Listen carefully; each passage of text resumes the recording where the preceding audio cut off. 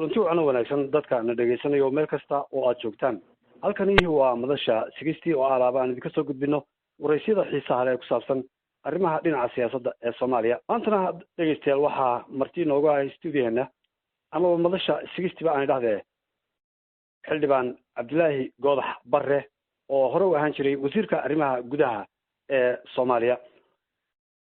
xildhibaanku wuxuu haatan ku sugan yahay magaalada Muqdisho isagoo ka soo noqday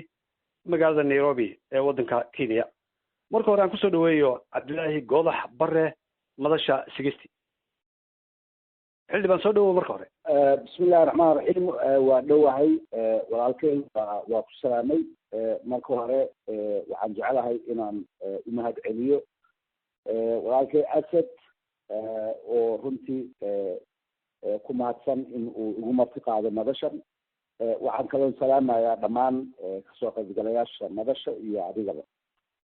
waa hagaag aan gudagalno su-aalaheena xildhibaan waxaad maalmahan u dambeeyey aad ku maqnayd waddanka Kenya gaar ahaan magaalada Nairobi aan ku weydiiyo sababta aad u joogtay Nairobi maxay ahayd Nairobi sida ka warqabtida waxaa joogo waddankan wixii international community ah oo la shaqeeyo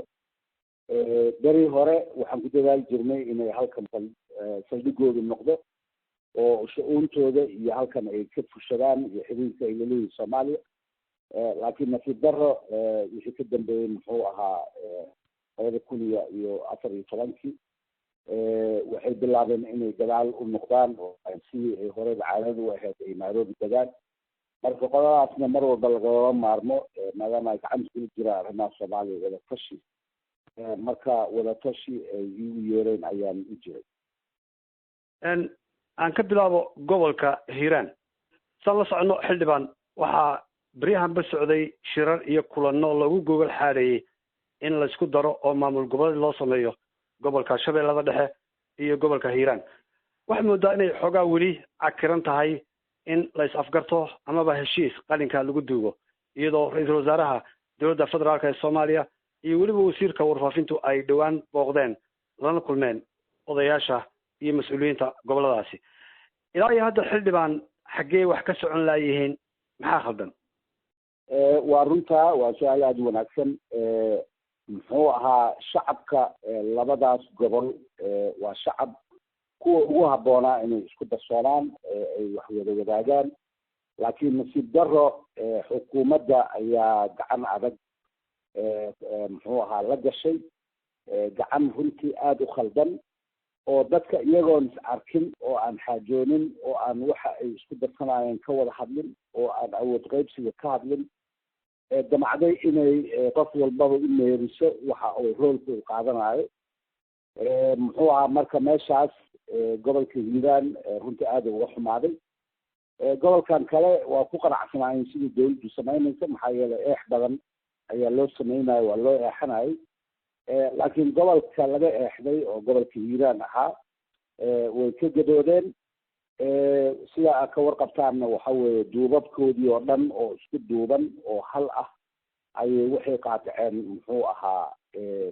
inay tagaan shirka Jowhar laga iclaamiyey taa waxaa la rabay xukuumadda inay u noqoto yacni wake up call inay hurdada ka kiciso oo ay ogaadaan inay cadaalad darrada ay samaynayaan hore u soconaynin nasiib darro ma dhicin muxuu ahaa xukuumadda waan wada leenahay laakiin runtii meesha wax aada uga kharibnaayeen waa xafiiska madaxweynaha oo asigu isxijiyey shaqadan kana wareegay xukuumadda awooddii ay wax ku qaban lahaayeen marka taasaa waxay keentay runtii in la kala tuurto oo banaanka la kala istaago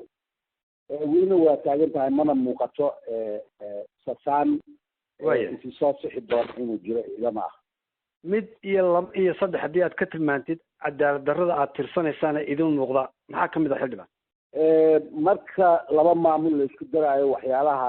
maalmahan dambe dhaqanka noqotay ee lagu xisaabtamo waxaa kamid a caasimaddu halkay noqonaysaa yaa madaxweyne noqonayo sidee madaxweyne loo noqonayaa sidee baarlamaanka loo qaybsanayaa gobasha kharashka ku baxaayo waxaas waxa horta inta badan dadka hor yaallo ay ku xisaabtamo marka haddaa fiirisid muxuu ahaa madaxweynaha arrinta uu damcay inuu sameeyo oo dhibka keentay waxay ahayd in uu rabay nin asiga ay isku jifa yihiin inuu madaxweyne ka dhigo kharashkii muxuu ahaa gobashina wuxuu geeyey jowhar kharashkii ku baxaayay oo qiyaastii 5 milyan oo dollar ahaana wuxuu qandaraas ku siiyey dad ay qaraaro yihiin ninka uu damcay inuu madaxweynaha ka dhigo muxuu ahaa baarlamaanka wuxuu u badiyey muxuu ahaa qabiilkaasi uu ka dhashay ayuu u badshay oo qabaa'ilka faraha badan oo hiiraan dego runtii aaday xildhibaanada ugu yaraayeen wayna muuqatay caafimadduna waxay yiri buudirkay noqonaysaa laakiin buudirka sidaad ula socotaan meel hadda jeedo oo aan waxna cidna tegin waayo marka waxay ku dambayn lahayd haddana jowhar inay caasimad iska sii ahaato marka in alla intii la qaybsanayo oo dhan jowhar ay aatay wax alla wixii dadku qaybsan jiray jowhar ay aatay marka taasaa cadaalad darrada laga hadlayo waayahay haddii si toosa loo caddeeyo madaxweynaha dowladda federaalka soomaaliya xasan sheekh maxamuud marka dhinac laga eego labada gobol ee la isku darayo gobolka shabeellada dhexe ee jowhar ay caasimadda u tahay iyo gobolka hiiraan ee ay beledweyne u tahay caasimadda midna madaxweynuhu uu ka dhashay midna way dhaleen marka ma waxaad leedahay madaxweynaha laftiisa ayaa gacantiisa bidix iyo tiisa midig u kala eexanaya waa runtaa weliba hadda wax u eexanayo hiiraan inuu eexaday ahayd waa meeshuu ku dhashay mataqaanaa inuu halkaa u leexaday ahayd laakiin xoogo waxaad moodaa in uu dhinacaas kale u batay ayaad moodaa waanaba muuqataaba maxaa yeelay wax alla wixii la qaybsanayo jowhar wax alla hal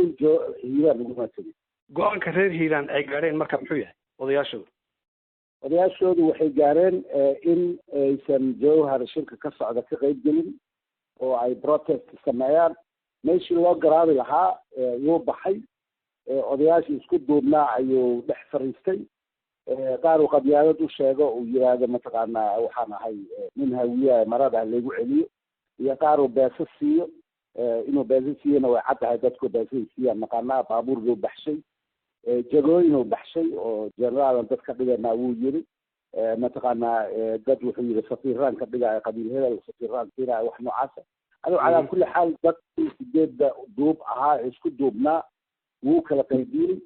3 ayaa ka yeeshay inay jowhar aadaan 3dii haddana mid baa ka noqday marka laba aaday tiina hadda waxay u muuqataa inaysan haddana shaqaynayn oo muxuu ahaa jowhar uu iska soo aflaabmi doono reer hiiraanna sidaan qiyaasaayo waxay bilaabi doonaan inay aayadooda ka tashtaan xildhibaan qoodax marka maxaad isleedahay si kooban mustaqbalka iyo rajada laga qabo in labada gobol ay maamul wada samaystaan intee buu leeyahay waxa weeye wuxuu ku imaan karaa dhowr shay hadday dhacdo si aniga aragtidayda ay tahay hadda xukuumaddan waxaa u dhimanba waa wakti yar in la iska daayo oo tanta ku xigto muxuu ahaa hawshaas ka shaqayso waa hal nooc ay ku midoobi karaan waxaa kaloo dhici karto in muxuu ahaa hadda laftirkeeda uu gacanta kala baxo madaxweynaha oo cadaalad darro lagu tilmaamay inuu arrintan gacanta kala baxo markii horeba shaqadiisa ma ahayn xukuumadda ay ahayd shaqadeeda inuu gacanta kala baxo iyadana wax waa ku imaan karaan labadaas haddaysan dhicin aniga waxaa ii muuqato rajo xumo aada weyn in labadaas gobol ay midoobi doonaan waa tahay bal hiiraan aynu ka gudubno oo aynu tagno caasimadda maamul goboleedka puntland ee garowe sidaad la socotay xildhibaan maalmahan u dambeeyey waxaa ka socday shirar markaasi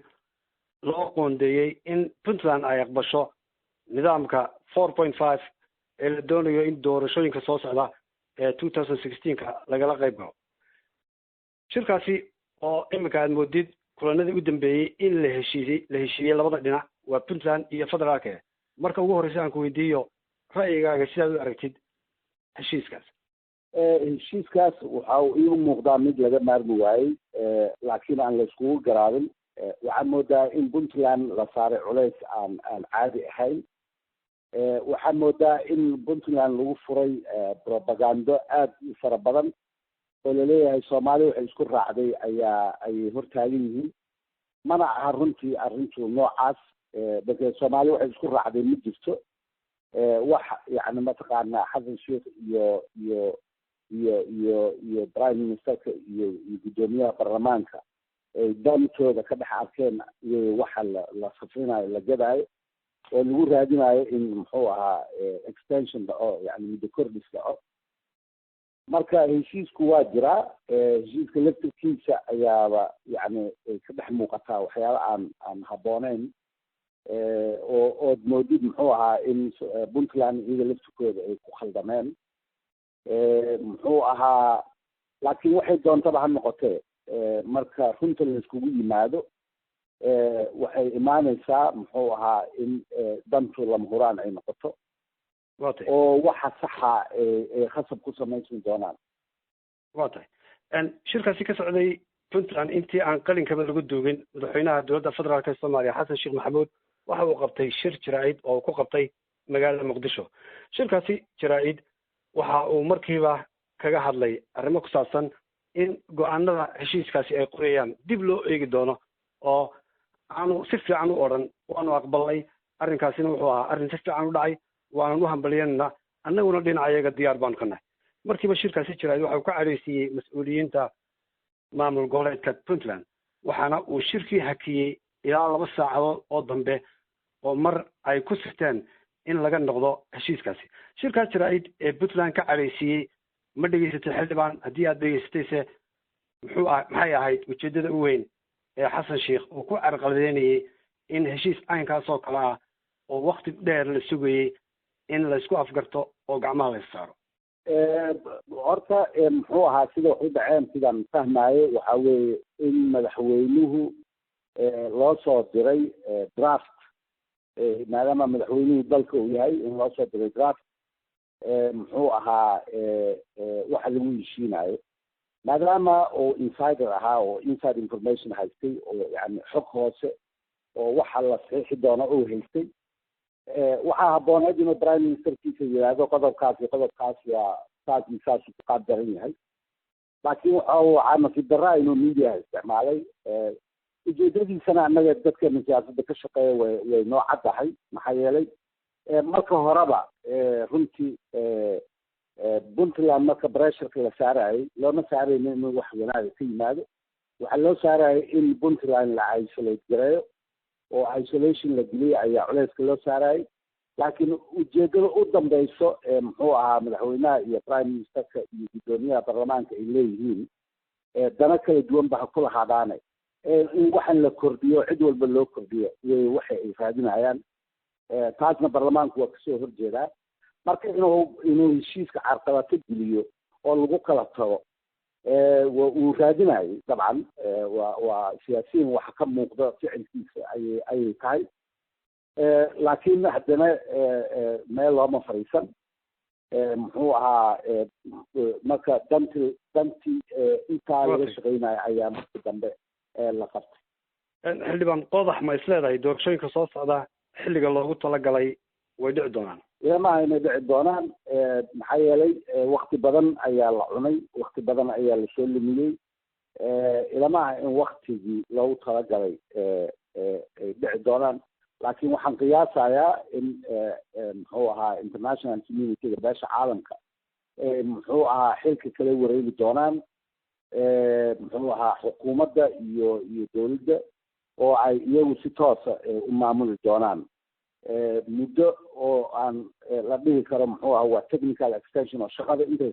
shaqada socoto igu dhamaystiraayana ay ku darsoomi doonta ayaan qiyaasayaa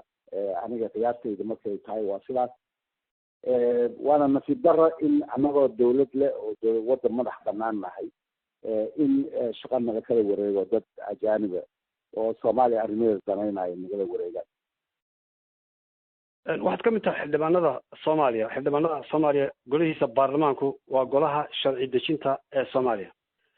sharcigii idinka laydinka sugayey ee aada ummadda soomaaliyada shacabka u ballan qaadeen iska daaye dad kale oo lagu tilmaamo beesha caalamka ayaad moodaa inay hawshiini gacanta ku hayaan oo iyagu marba nidaamyo sida 4.5 iyo arrimo kale shirarka meelaha lagu qabanayo oo kale iyo arrimo badan oo pressure amaba cadaadis lagu saarayo maamulada soomaaliya sida puntland oo kale ay ka mid yihiin waxay dhammaantoodba ka yimaadaan bulshada caalamka maxay idinka oo xildhibaanadiia idinka iman waayaan xeerarka iyo nidaamyada waddanka lagu dhaqayo oo ay u noqdaan kuwo dibadda idinkaga yimaada oo laydin yeedhiyo horta markii ay tahay waa su-aal aada u wanaagsan markii ay tahay muxuu ahaa sharci dejinta nidaamka sharci dejinta uu lagu sameeyo sida uu qabo muxuu ahaa dastuurkeena iyo xeer hoosaadka baarlamaanka maadaama sharci kasta oo la dejiyo fulinta laga rabo inay fuliyaan waxaa nidaamka parliamentarianku siiyaa fursadda sharciga lagu soo draafti garaynayo oo qoraalka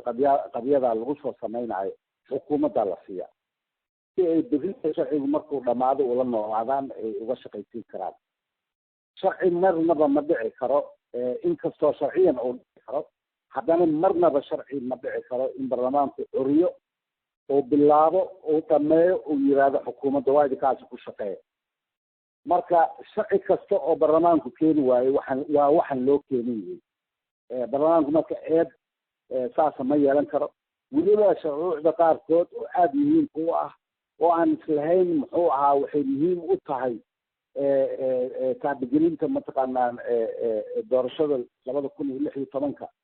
intaan curino oo aan diyaarino ayaa xukuumadda u dhihi jirnay war wakti haddaad haynina idinku muxuu ahaa soo akriya xukuumadda halasoo marsiya naloo keeno waxaa kamid a sharciga xisbiyada waxaa kamid a sharciga doorashooyinka waxaa kamid a sharciga lagu aasaasayo maxkamadda dastuurka intaba baarlamaanka intii sameeyey ayaa xukuumadda ugoyi yiray war noo keena asigoo ka cararaya baarlamaanka inuu jibiyo qodob dhahayo waa in xukuumaddu soo curisaa shuruucda marka sharci samayn markay tahay nidaamku waa taas baarlamaanku sharci loo keenay oo haysto oo miiskooda yaalla ma jiro absolutely waadna baari kartaan oo waad ogaan kartaan arrimahan kale oo walbaba dadka ajaanibka ay gacanta laga soo gelayaan waa nasiib daro in yani mataqaana mas-uuliyiinta xilka aan u dhiibnay baarlamaanka haddaan nahay sida madaxweynaha iyo prime ministerka in ay shaqadooda jabaan oo markaa ay noqoto in ajaanibka danaha leh marnaba aan loo sheegi karin wardanihiina muxuua meel la fadhiya ay gacanta la soo galaan way imaanaysaa maxaa yeelay soomaaliya cadowga jooga waa cadow adduunka oo dhan ka dhexeeya soomaaliya waxaa ku dhintay wax ka tiro ka badan 5,000 oo qof oo ajnabiya oo ciidana oo soomaaliya ka barbar dagaalamayo marka lama dhigi karo ma danaynaysaan meel fariista laakiin waxaa la rabaa in danaheeda qabsato oo meel laga soo galaba la waayo waa hagaag dhegeystayaal halkaa aad waraysigaasi kala socotaan waa madasha 60 oo alaab aan idinka soo gudbino sidii hore baan idinku sheegnay waraysyada xiisaha leh ee arrimaha siyaasadda soomaaliya ku saabsan weli bartamaha ayaynu waraysigaasi kaga jirnaa waxaana marti inoo ah sidii hore baan idinku sheegay xildhibaan cabdilaahi goodax barre oo isagoo hore waxaan jiray wasiirka arrimaha gudaha ee soomaaliya xildhibaan aan mar kale ku noqono su-aalaheena waxaa jirta intii aad joogtay magaalada nairobi waddanka kenya waxaad qabatay shirar badan oo jaraa'id ood aada ugu dhaliilaysid madaxweynaha dowladda federaalk ee soomaaliya xasan sheekh maxamuud xilligii aad ahayd wasiirka arrimaha gudaha waxaad ahayd saaxiibkii ciisho milix baad ahaydeen garabkiisa midig baad ahayd waxaad ka mid ahayd raggii loo tiirinayey in aad banaanka dhigteen ra-iisul wasaarihii xilligaasi cabdiweli sheekh axmed intaasi kadib marka la eego dhaliilaha iyo farakutaaga inta badan aad farta ku fiiqaysid madaxweynaha waa maxay sababta ugu weyn ee madaxweynihii aad saaxiibka ahaydeen aad xiliyadan dambe aad aada ugu miisaysid waa maxay sababta waa su-aal wanaagsan marka hore saaxiibnimada runtii anigu ma aqaano in qof lala shaqeeyo saaxiib laleeyahay saaxiib aan la ahaa madaxweynaha ma jirin markaan wasiirka ahaa shaqadeydaan guda jiray sida aan marka hadda la joogo aan wax uga hor taagnaa oo aan wax uga celinayaan berigaasna uga celin jiray taariikhdu way qoran tahay wax badan oo iskaga hor nimid oo aanan isla mari weynay ayaa jirtay sababaha muxuu ahaa haddaad fiirisid xukuumaddii la dhisay muxuu ahaa aan uga harayna waxay kamid ahayd in aan markii aan wada joognay aan ku ahaa nin adag oo marnaba aan u ogolayn inuu ama sharciga jibiyo ama shaqo aan shaqadiisa ahayn u dhex galo taariikhdaas way qoran tahay haddaan mid kaa xasuusiyo waad la socotaan inaan muxuu ahaa beri aniga wasiirka arrimaha gudaha aan hor istaagay nidaamkan maamulada lagu dhisaayo oo dariiqii laga leexday oo aan ku tilmaamay in dastuurkii laga leexday khaladna ay tahay meel xun lagu wado muxuu ahaa shaqooyinka maamul samaynta gobolada waad xasuustaa muxuu ahaa dhowr mar inaan ka dhawaaqay gudahana hadee waxa weeye dadku wax badan aysan ogaaneyn baa jiray oo aan ka waday marka anigu saaxiib lama ahayn laakiin waan wada shaqayn jirnay wada shaqayntuna markii talooyinka ugu fiicnaa ayaan isleeyahay ayuu iga heli jiray laakiin nin tala ku nool ma aha talada meelo gaara oo aan macno samaynaynin dowladnimadana aan ehel u ahayn ayuu talada ka qaataa muxuu ahaa kooxaysi iyo wax noocaasa marka aniguna weli ama asuga ha ahaado ama qof kale ha ahaato wixii wadankan dariiqa saxa sidaan aniga is iraahdo iyagu muuqata ka leexiyo waan tilmaamayaa oo saaxiib siyaasadeed oo aan loogu dul qaadanayo inuu wadanka dumiyo aan leeyahay ma jirto waa ayo cidda uu talada ka qaato madaxweynuhu aad sheegaysa ma cid gaara ba wuxuu ka qaataa waa koox gaara oo moodid inay muxuu ahaa wadanka inay koox ku maamulaan rabo waa koox makshuufa oo mataqaanaa la yaqaano oo ayagu magaca la baxay damal jadiid la yiraahdo wadankana aan ehel u ahayn runtii marka damal jadiid baa gacanta ku haysa sidaasoo hadalka udhigaysaa soo ma aad iyo aad wadankan waxa ka kharibmaayo o dhan kooxdaas magacaas la baxday ayaa mas-uulka ah aan ka gudubno xildhibaan aan tagno bal dhinaca kale aan eegno kooxda al-shabaab ee argagixisada ah in badan dadka iyo shacabka soomaaliyeed iyo xukuumadahoodaba aada ula dagaalamaysay dhawaan boqolaal ka mida kooxdaasi al-shabaab ayaa waxay u firxadeen dhinaca gobolada ama maamulka puntland oo kale iyo galmudug dhinaca xeebaha si aad la socotid ama aad wararka ku dhegeysanaysay waxaa halkaasi al-shabaab ka gaadhay dharbaaxo xoog leh waxay noqdeen wax la qabqabto iyo wax la laayo aad baa lagu hambeliyeyey gaar ahaana maamulka puntland gacantii ficneed ee ay ka geysteen in ay difaacaan dhulkooda islamarkaasina ay cashar lama ilaawaana siiyaan al-shabaab maamul goboleedka galmudug ayaa iyaguna soo qabqabtay markii ay dagaal la galeen laftoodu in badan oo ka mid ah kooxdaasi su-aasheedu biyo dhaceed waxa weeye xildhibaan markii aad ahayd wasiirka arrimaha gudaha ee aad joogtay magaalada muqdisho al-shabaab xilliga doonaan bay soo geli jireen waxay doonaan bay qarxin jireen way noqon jireen intii aad ka tagtay wasiirka arrimaha gudaha lafteeda xaalku waa sidii uun al-shabaab waxaad moodaa inay tahay muqdisho oo kale meel ay aada isu hadlayn karaan oo waxay doonaan samayn karaan aan ka wasiir ahaan ku waraysto oo su-aasheedii ku weydiiyo xilligii aad master qoodax ahayd wasiirka arrimaha gudaha maxaad dharbaaxada maamul goboleedka puntland ama galmudug ay al-shabaab u siiyeen oo kale aada u siin weyday oo aad dhabbacad ugu ridi weyday kooxdaasi argagixisada ah mise waxaad lahayd waa meel caasimada ee wiilasha xoogaa dhowr bismillahi raxmaan raxiim horta waa su-aal wanaagsan muxuu ahaa waa u wada hambaliyeynay adna hadda waan jecelahay inaan mar kale iyo mar kale u hambaliyeeyo shacabka reer puntland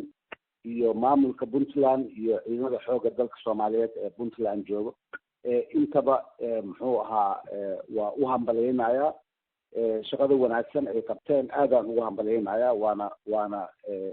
mudan yihiin in loo hambaliyeeyo taa haddaan kasoo tago